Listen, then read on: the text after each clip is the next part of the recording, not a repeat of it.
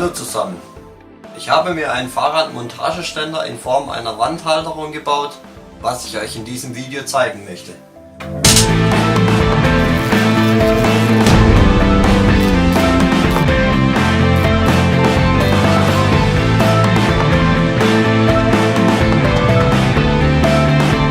Meine Idee oder das Konzept zur Montagehalterung war, eine Wandhalterung zu erstellen, da dies recht einfach umzusetzen ist. Außerdem wollte ich eine Holzklemme verwenden, um deren Schnellspannvorrichtung für das Fahrrad zu nutzen. Das Video soll für euch in erster Linie als Anregung oder Motivation dienen, so ein Projekt selbst umzusetzen. Beginnen wir mit der Aufnahme, also der Bearbeitung der Holzklemme.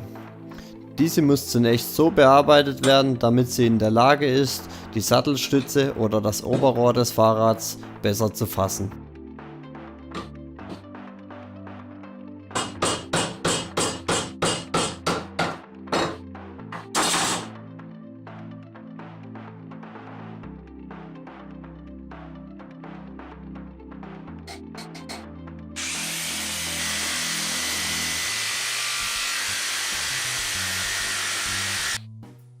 Soweit schon mal hierzu. Um die Klemme in der Halterung unterzubringen, wird ein Rundholz verwendet, das so ausgespart wird, um das Gestänge der Klemme aufzunehmen. Ich habe jedoch speziell für diesen Zweck ein Rundholz im Baumarkt besorgt, verwende jedoch einen alten Besenstiel. Somit wäre dieser schon mal recycelt.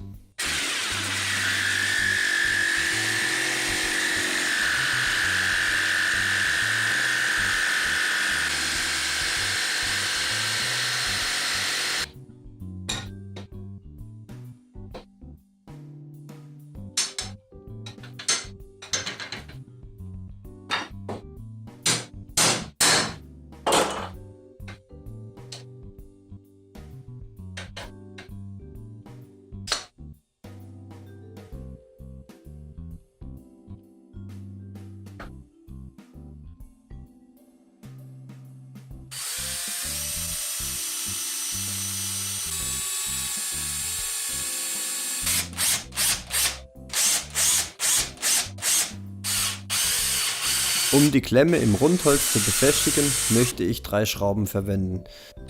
Hierzu muss das Gestänge der Klemme durchbohrt werden. Ich sollte mir ernsthaft mal überlegen, ob eine Standbohrmaschine Sinn machen würde.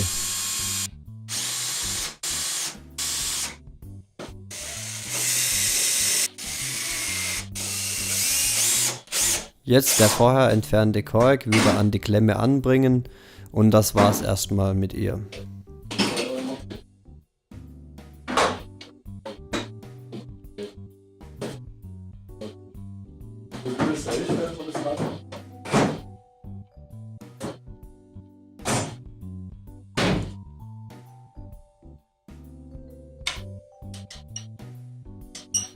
Als nächstes geht's an die Stützen, die das Rundholz in der Wandhalterung aufnehmen sollen. Hier verwende ich Hartholz. Ich denke, es ist Buche. Es stammt aus einem ausgemusterten Brett, was ursprünglich an einem Tisch verbaut war. Um die Auflagefläche und Passform für das Rundholz zu erhöhen, fräse ich mit der Oberfräse eine Nut in das Holz.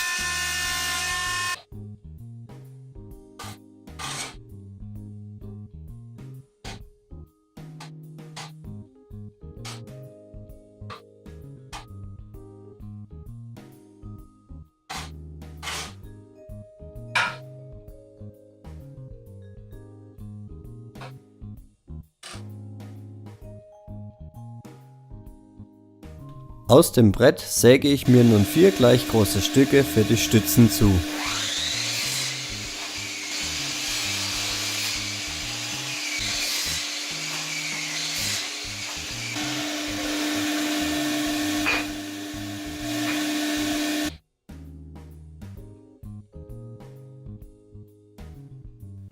Ich möchte den Stützen ein bisschen Charakter geben, weshalb ich sie pfeilförmig zusäge, was der Stabilität aber keinen Abbruch tut.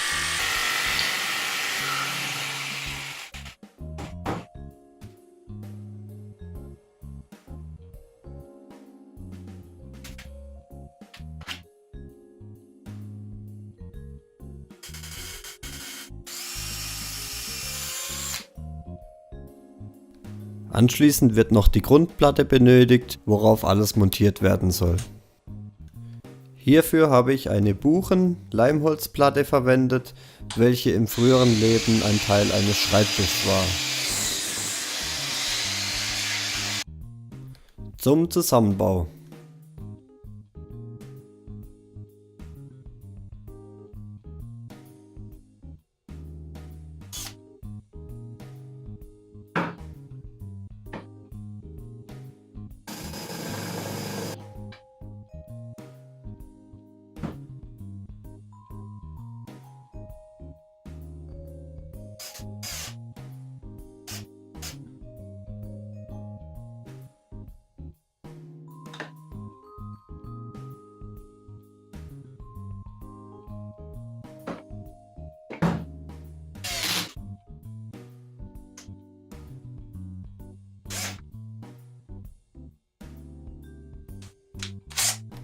Mit Dübeln und ein paar Löcher in der Wand kann das Ding auch zum ersten Mal getestet werden.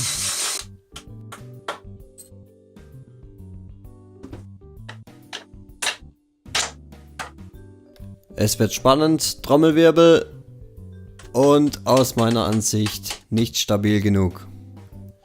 Deshalb geht es nochmal zurück in die Werkstatt. Maßnahme Nummer 1: Verstärkung der Stützen. In dem Fall habe ich mir gedacht, dass man das Abfallstück von vorhin verwenden kann, um mehr Stabilität in die Konstruktion reinzubringen.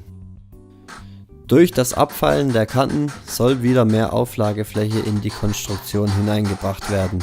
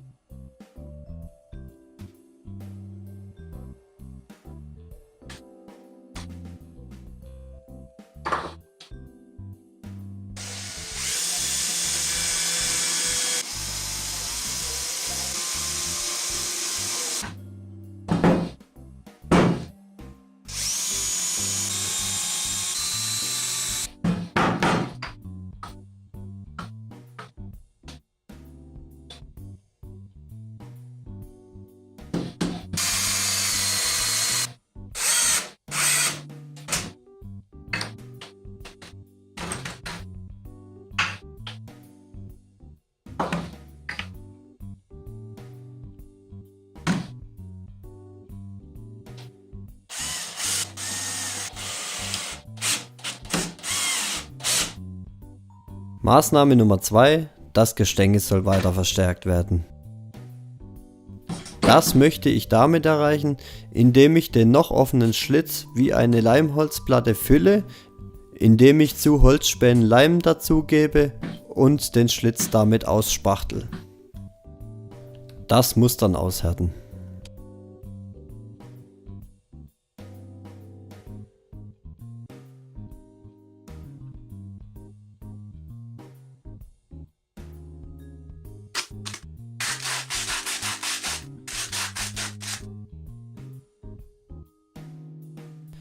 Ein Hinweis von mir zur Halterung: Man sollte diese im Raum so anbringen, damit man das Fahrrad links oder rechts rum aufhängen kann.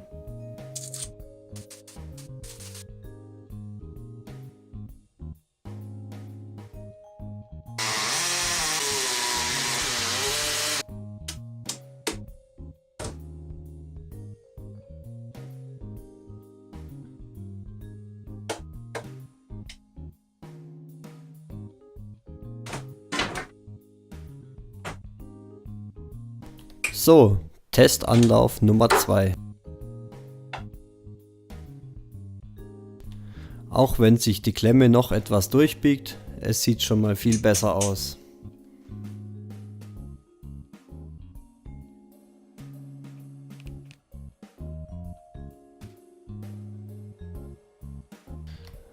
Wird das Rad am Oberrohr befestigt, sieht es sehr gut aus, da sich die Klemme hier nicht verbiegen kann. Da an der Montagehalterung auch gearbeitet werden soll, folgt nun der Belastungstest.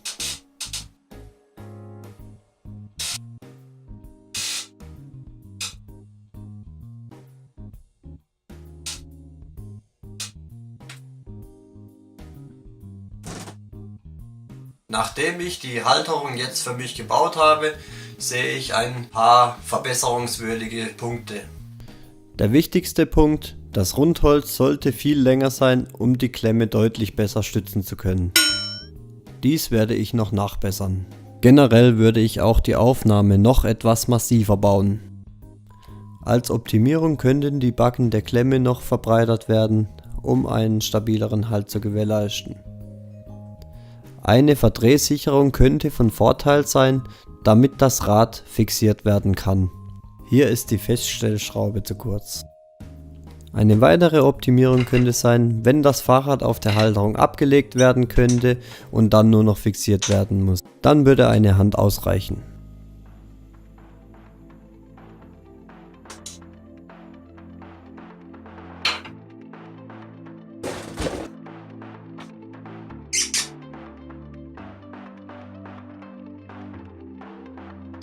Zum Schluss möchte ich sagen, auch wenn mein Montageständer ein paar verbesserungswürdige Punkte hat, ich werde ihn in Zukunft versuchen zu verwenden. Von daher würde ich es als Projekterfolg bezeichnen. Sollte ich eine zweite Version davon machen, werde ich sie natürlich verlinken. Ebenso schwebt mir vor, einen eigenständigen, einen stehenden Fahrradmontageständer zu bauen, den ich auch mal mit rausnehmen kann, um dort Wartungsarbeiten durchzuführen. Bis zum nächsten Mal.